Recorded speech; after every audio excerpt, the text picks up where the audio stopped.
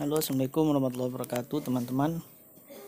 Kali ini saya akan sharing tentang gimana caranya riset produk yang laris. Nah, kalau kita mau berbisnis, kita mau jualan, kita mau dagang, ataupun kita mau memulai usaha, apapun itu bentuknya, terlebih dahulu kita harus riset produk. Produk apa yang laris di pasaran, kemudian produk apa yang diminati oleh masyarakat. Nah, lalu yang menjadi pertanyaan, gimana caranya meriset produk supaya tepat sasaran? Produk apa yang mau kita jual? Apalagi ini momentumnya memasuki bulan Ramadan ya, memasuki bulan puasa. Nah, kadang bulan puasa ini merupakan bulan dimana ada banyak potensi yang bisa kita gali dari aspek ekonomi. Tentunya dengan berbisnis dan berjualan. Nah, oke teman-teman, langsung saja saya akan berbagi produk apa saja, kemudian gimana caranya meriset produk yang laris di pasaran. Oke, tetap stay tune di channel ini dan tonton videonya sampai selesai.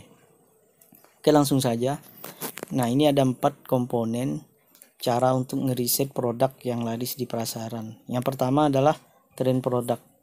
Nah, ini cara yang pertama kita harus melihat tren produk. Produk apa yang lagi tren di pasaran, kemudian produk apa yang peminatnya banyak, kemudian produk apa yang cukup tinggi penjualannya. Nah, ini kita harus riset, teman-teman. Cara ngerisetnya seperti apa? Teman-teman bisa search atau klik di kolom pencarian di marketplace misalnya ya.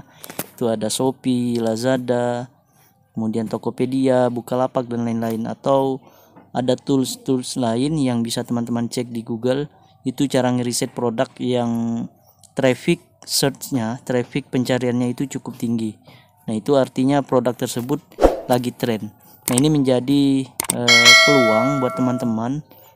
Suatu produk yang memiliki tren cukup baik, ini pasarnya tentu akan baik, dan ini bisa menjadi pertimbangan buat teman-teman pilih sebagai ide bisnis atau produk yang ingin teman-teman jual. Nah, seperti itu ya. Ini aspek yang pertama adalah tren produk.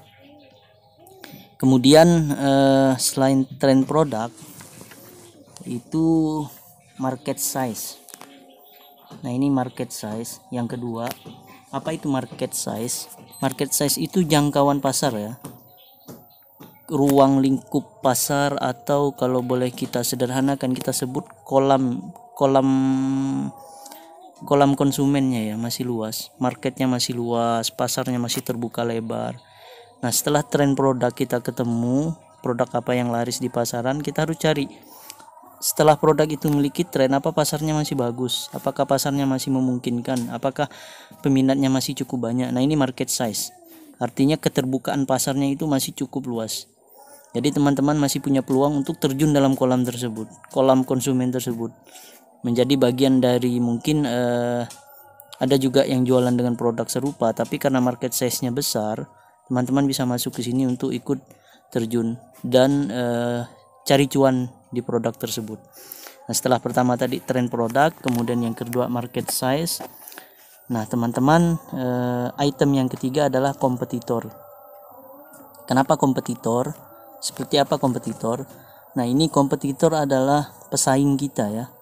Barangkali ada istilah rezeki tidak akan ketukar. Iya, betul. Tapi dalam mekanisme pasar, yang paling sedikit kompetitornya itu yang paling memungkinkan menghasilkan cuan yang banyak. Nah, ini tentu mekanisme ekonomi yang bergerak seperti itu. Setelah tadi melihat tren produk, kemudian market size, teman-teman tidak boleh melupakan kompetitor. Ini kalau misalnya anggaplah produknya trennya bagus, kemudian market size-nya juga bagus, tapi ternyata kompetitornya banyak sekali, semua jualan produk serupa, ini juga tidak bagus. Nah, teman-teman harus lihat ya. Nah, ini kemudian yang keempat, profit. Nah, tentu dari ketiga aspek tadi, tren produk, market size, kemudian kompetitor, muara dari ketiga ini adalah profit.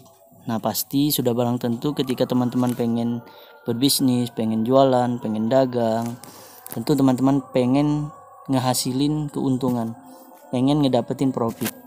Nah, ini profit seperti apa maksudnya? Profit ini cuan yang teman-teman dapatkan dari produk atau jasa yang teman-teman tawarkan ke pasar itu lumayan. Misalnya teman-teman jualan baju, kemudian profitnya tidak menjanjikan. Anggap saja satu baju, misalnya satu helai baju keuntungannya cuma Rp1.500. Ini kan tidak begitu menarik. Kalau teman-teman mau dapat keuntungan 10 juta per bulan misalnya, teman-teman harus jual berapa puluh ribu piece. Kalau hanya satu helai baju dapat keuntungan 1.500. Ini kan tidak profit ya, tidak begitu menjanjikan kalau demikian.